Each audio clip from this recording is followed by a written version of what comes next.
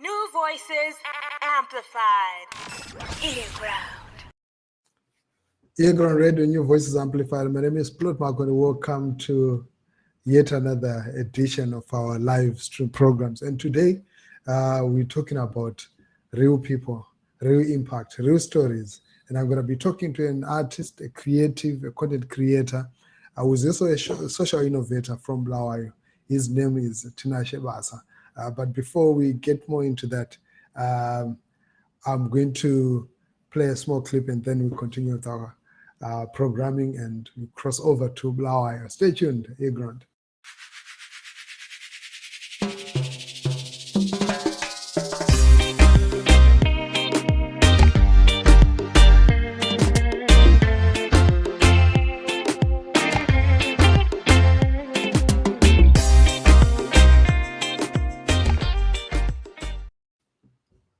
Mr. Tinashe, Unjan. Mr. Fritz, how are you?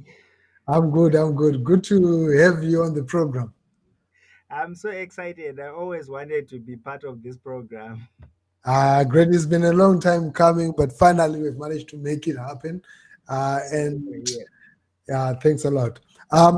Just to start off with, for people that are watching right now, that want to know who's Tinashe Basa. Right. So Tinashe Basa is also known as TZ. That's the stage name and creative.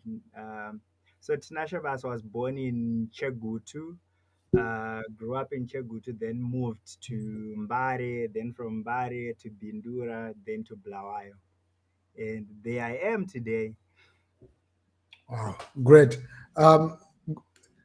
Living all these places, what was taking you from one place to the other? It's like when you grow up in a broken family. Like my parents divorced when I was like very, very young. So I would be moved from one relative. One time my mom would say, come stay here, then we go to stay with her in Bindura, and then things don't go well. Then we go to stay with Anasekur in Mbare, and then things go bad. Then go back to my mother in Bindura, and then later on ended up coming to stay with my sister in Bulawayo. Great. But moving from these places, what is it that you could say you learned or experienced that now reflects in the person that you are today? So that made me appreciate people a lot. I really, really, really appreciate because through all that, like I could go to when I was going to school, I could go to school without a book, and someone would give me a book. I could go to without food, without a lunch box, and then you find someone bringing you lunch. You say, I can see that you are having really difficult times. Here is something that you can eat. I have had strangers who offered me places to stay when things were really bad. So that molded me to the person that I am today. It made me learn to pay it forward. To say when someone do good to you and you don't know them and you don't know whether you are going to see them in life again or not, so what you do is you do something good to someone else that you don't know that you have you met at that time and do good. So that's as well brought me to where I am to be running Zimkids Orphan Trust. Before we go to the Zim Orphan Trust, how difficult were your conditions, like upbringing? Like, what sort of experiences did you go through that you could say possibly they could have changed the course of your destiny? So first living with a stepmother, like you can feel that this is not my biological mother. Life will be different. The certain things that like you just you get beaten up for things that you don't know, like you didn't do it, but maybe someone woke up on the wrong side of the bed.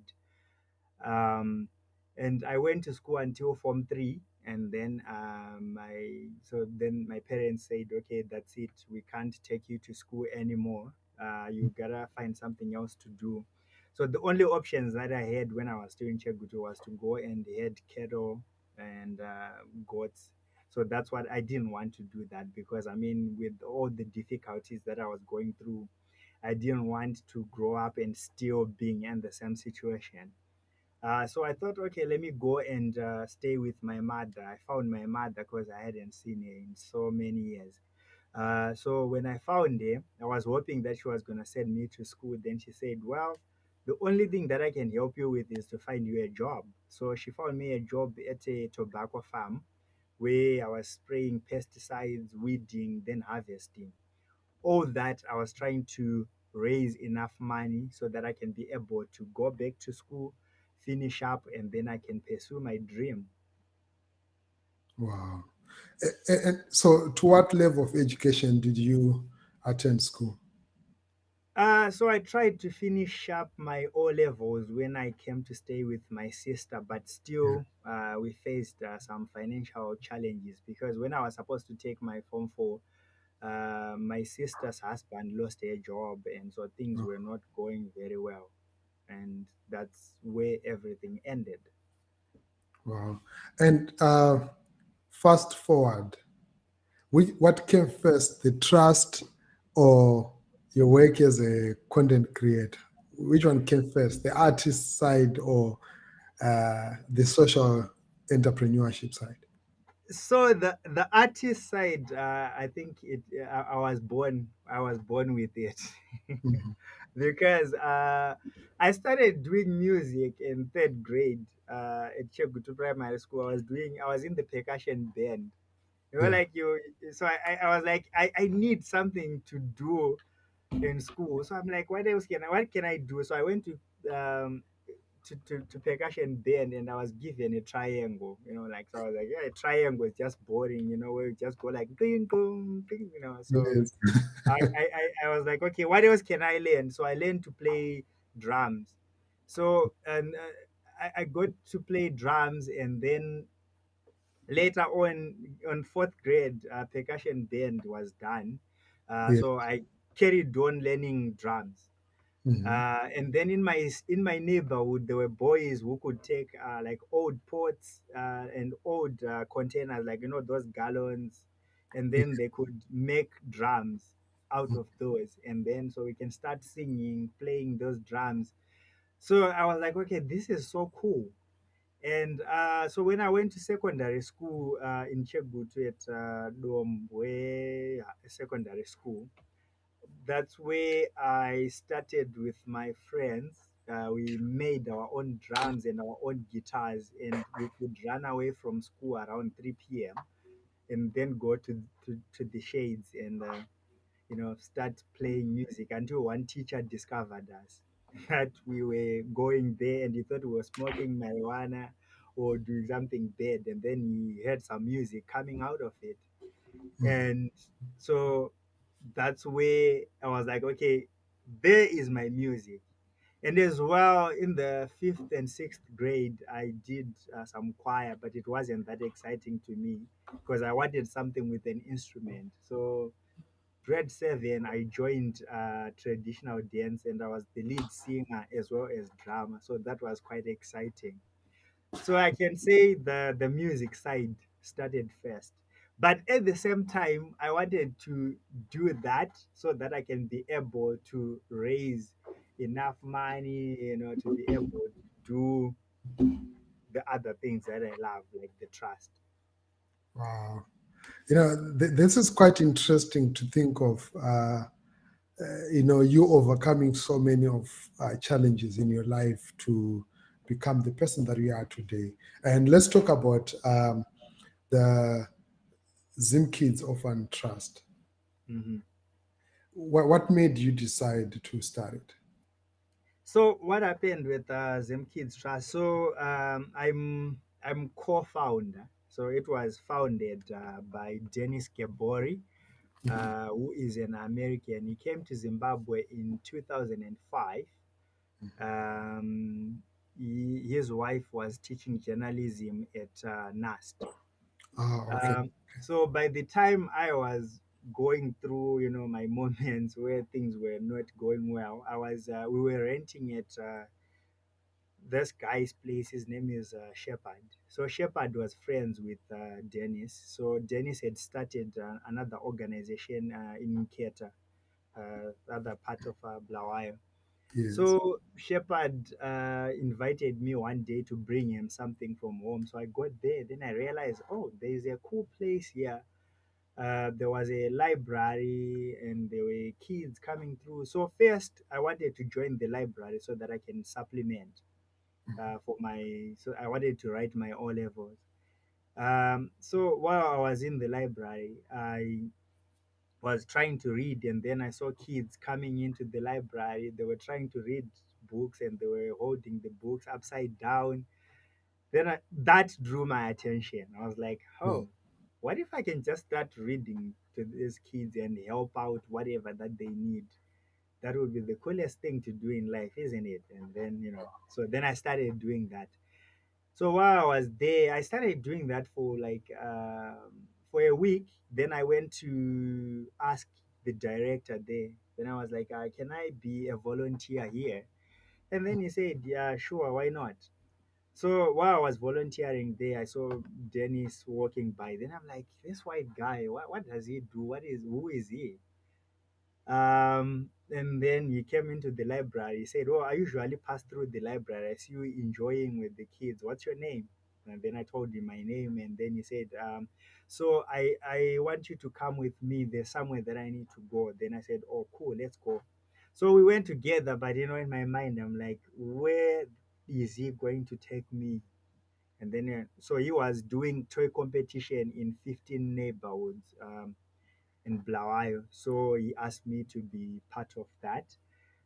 So we did the toy competition where the kids were making wire pieces, where they were making dolls, and then you get people to judge. And then the first group that won, he took them on a plane all over Bulawayo. And Wow. then the second group, he took them to Victoria Falls. So we kept on doing that, and then you said to me, "What if we just focus on one neighborhood, and then we make it a trust?" So by then I was employed at the center. I was called Zara Center. So then I quit my job. I was a librarian. So I was Mm. like, Dennis, I would like to work with you full time. And Yeah. then so we started Zimkids Orphan Trust. We registered it, and then things started going. We started from having 40 kids to 160, and then now we take care of over 300 children. Wow. Wow, that is impressive, and congratulations. And Thank you so much. uh, looking at the kids that you're working with, what do you say is different from maybe the normal work that we know that is done by Orphan Trust? Like, what is different? What is unique about the work that you're doing at Kids and Kids? So at Zimkids, we decided not to make it an orphanage because we want to teach the kids responsibility. So by when we registered it, we were doing food program where kids they can make a doll, and then Dennis will take the doll to the United States and try go to churches and talk to people, then try to raise money. So Mm. for each doll was representing a month worth of food. So a year they would make 12 to 13 dolls, and then so every month would give the kids 20 kg of meal, 2 kgs of sugar, 2 liters of cooking oil, like the basic needs that they needed. So carrying that food home, feeding the whole family, gave the children, that ownership that I am doing this. I'm the one who is looking after our family, because some of them they were living with very old grandmothers, and some of them were child-headed families. And then, so after when we realized that, okay, they have a responsibility of looking after the family. What about we empowered them? So some of them, they were not very good in school. So we took them to do courses to places like Westgate, and go to talk to the Bulawayo Polytechnic College to at least try to assist them. So we have Foster and Colin, who we started with. They are now running their own solar installation company. Like those guys, they can actually do anything. Wow. We have some who we have some which we taught, we sent through nurse aid training, some Mhm. preschool teachers. One is working at a pharmacy. So it's all teaching the responsibility. Great, great. And uh, we're going to take a small break and then we move on to your creative work. So for those that are watching, stay tuned. Thank you so much for watching. I'm going to play a clip from some of the work that Tinashe is doing in terms of content creation. What's up, everybody? My name is TZ. I am a producer, songwriter, composer, you name it. But the good question will be, why are you laughing? I have no idea. Hey guys, welcome to my show. It's me, Zilu, and it's me, Selu, reality.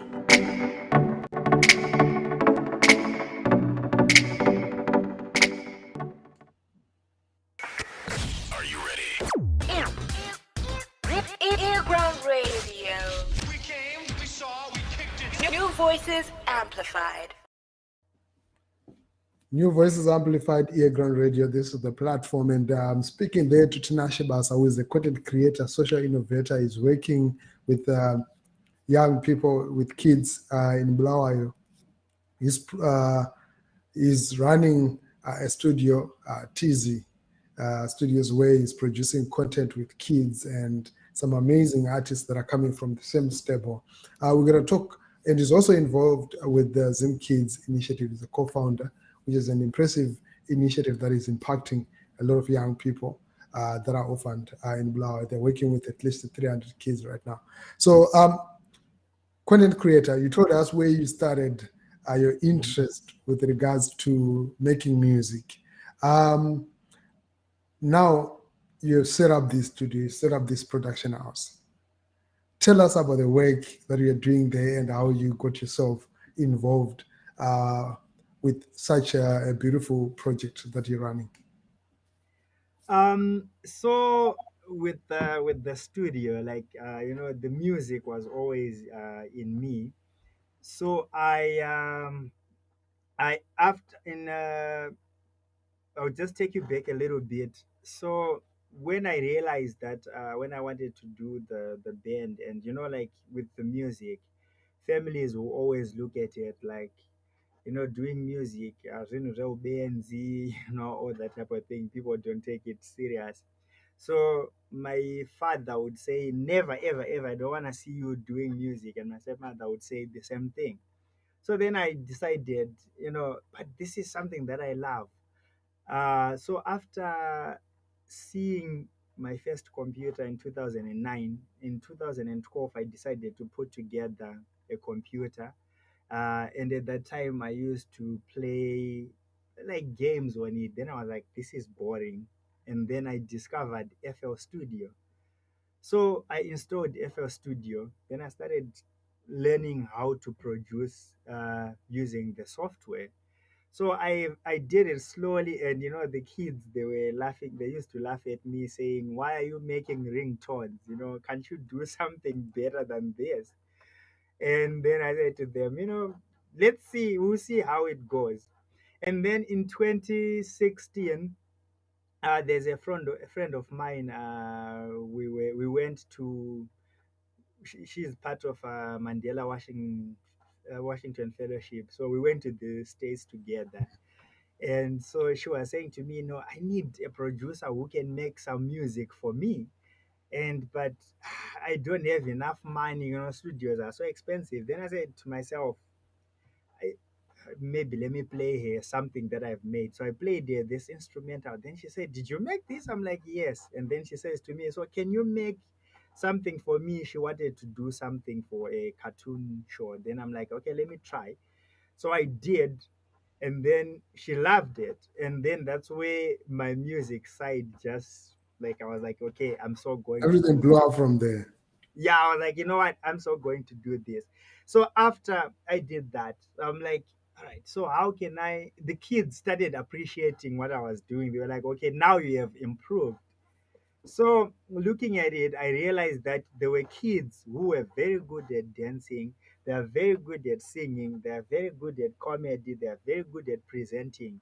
Then I said, so how can I collaborate what I love with what the kids love?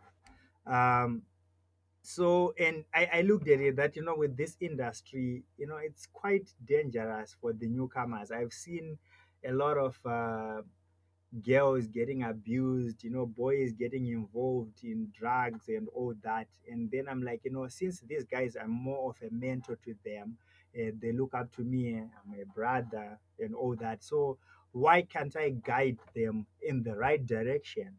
So when I did my first single, Tembalami, which is on our YouTube channel, TZ Studios, I think it's the first song. You will see the kids there dancing. That was the first project that we did with the kids.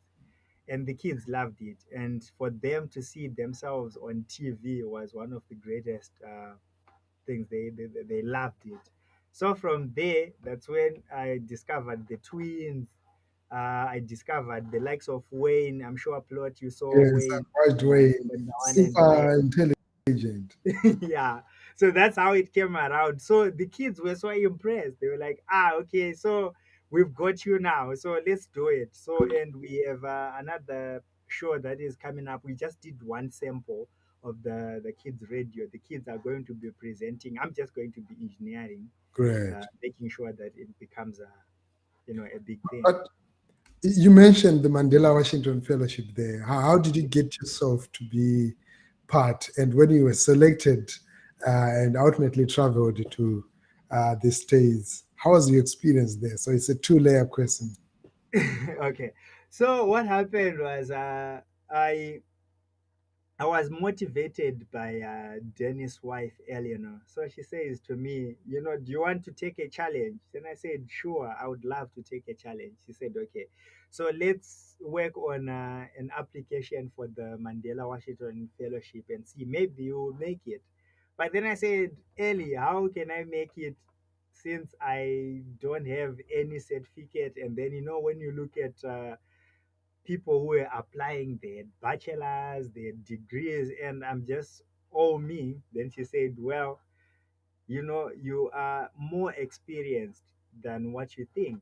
Then I said, okay, cool, let's do it. So we worked on the application and then I submitted. So after submitting, Tando Spanda was like, okay, your application is very good. So here are the tips of if you want to get in, get in. So I was the first one to be interviewed. So I got there, I prepared my interview, and then I told them that all my experience is based on what things that I see in the neighborhoods that I live. So it's not an academic experience, and we are not trying to reinvent the wheel. And so they were like, "Wow, that's quite cool." So just so you know, you have set the tone. I'm like, "Oh, really?" So, I was like, I know, we'll see what happens. And then on the 22nd of March, I'm opening my email. Then I'm seeing, oh, you were selected. I was so excited. I was so excited that we were going to travel to, I mean, I've been to the States by then, but to be there in a different uh, because when I go to the States, I will be going with Zimkids. So everything of mine was like is usually planned that I go to meet up with one, two, Yes, three, four, five organizations. So now with the Mandela Washington Fellowship, there was more experience that we could see the other side of the States. yeah, Because a lot of times we see the good side of it, we don't get to see the bad parts of it. So we go to experience that because I did civic leadership. So we could travel to children's homes. We have sat in some of the government meetings. So we got to understand what happens in the States. And it opened my mind.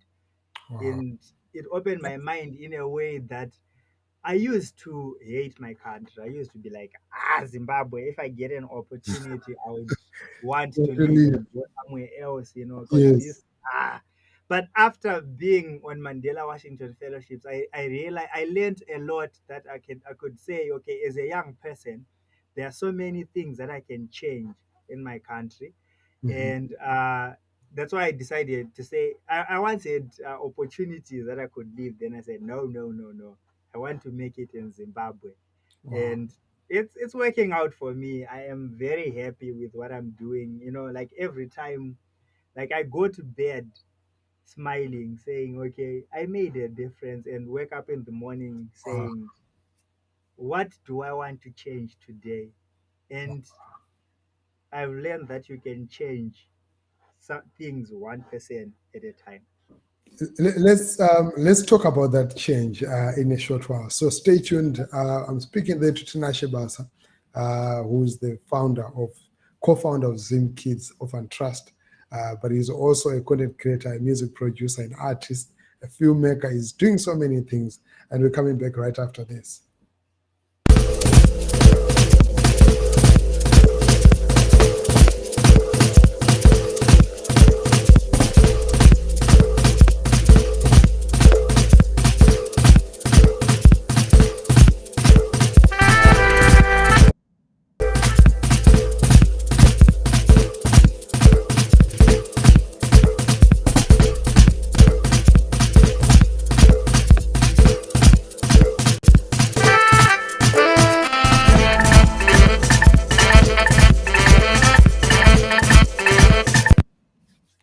Yes, we are back. Be thankful for the little things that we have.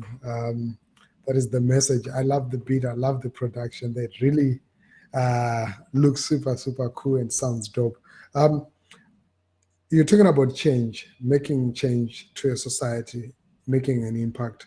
Um, what drives you? What drives you? What sort of pushes you every day to wake up and say, I want to make that change? So when you look at, I'm not saying I don't respect our culture. I do respect our culture. I do respect our elders. But there are certain things that I personally feel like they are holding us down. Where as young people, we can make a difference. Like when I grew up, seeing that there are, like, girls are the only ones who can cook, who can do all the kitchen stuff. Of which I say to myself, no, no, no, no, that's not true, because we have guys who are very good chefs who can do very well. So with the kids that come at Zimkids, if you are to go, like right now, there's a feeding program that is happening. You will find that the boys are the ones who are cooking.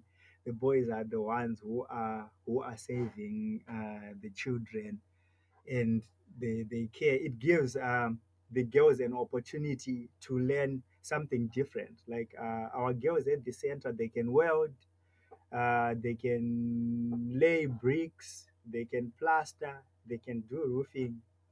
So I I got to say, this is what we want. We want a world where everyone should be free to do anything.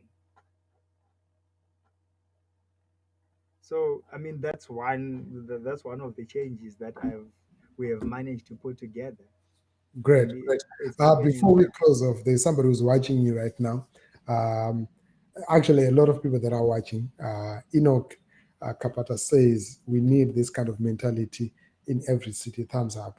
Um, Uh, Briker Glove who says great stuff. And then there's also another message from Mafumo Freeman. He says, large up to Tinashe, may God bless your work. listening from Cape Town. Thank you so much. Caroline Chikosha, we see you also. Um, there's somebody who's watching, who's thinking and looking around, especially the situation in Zimbabwe, and all they see is misery and at times hopelessness. What would you say to them as a word of encouragement? They have got a talent, they've got a passion for something, but possibly they don't see a livelihood from pursuing that passion. What would you say to them? So I would say one biggest thing that managed to get me to where I am today is that believe in yourself. You know, we need to believe in yourself. That's the first thing. When you start believing in yourself to say, I can do this, I can make it happen, come rain, come thunder, I'm going to make this possible, you will get there. I mean, that's the motto, that's the thing. I'll give you an example of like when we were at the Mandela Washington Fellowship at the summit. So we were told that it's not possible to handshake Barack Obama. So then I said to myself, really, it's not possible. How can I make this possible without getting myself into trouble to do it nicely? So when we were getting ready to get into the summit, so I saw people lining up. Then I asked, why are we lining up? Then they said, for us to get in, you have to go through security, and then you can find better seats. So then I joined. I skipped breakfast, and then I ran straight to join the queue. Then I got in. I positioned myself at a very nice seat that when Obama was saying he was leaving, he came by, he said, okay, I'm only going to handshake a few of you. So when he said that, I managed to jump three chairs, you know, three rows to get to where he was passing, and then I stick out my hand. Then I managed to handshake him. So it's because I believed in myself that I can do it. And if you got it in you, you will make it possible. That is powerful. That is quite inspiring and encouraging. Wow, it's been great speaking to you. And thank you so much to Ngabuto Angwenya. He says that's so true, good vibes. He was liking the sound that I just played earlier on. And how can people get in touch with you that would want to either work with you or just um, engage with you at whatever level? So I think I'm on every platform. Mhm. You can find me on Facebook. On Facebook, I'm Tinashe Basa, because I found out there's another Tinashe Basa on Facebook from Harare. Yes. Then on Instagram, it's Basa. So it's Tizzie Basa. Wow. Then on Twitter, it's Tizzy Basa as well. TikTok, it's Tizzy Basa. And then we have the YouTube channel, which reached 10,000 subscribers yesterday. I'm so Brilliant. excited Brilliant. about that. And then my phone number, it's 0774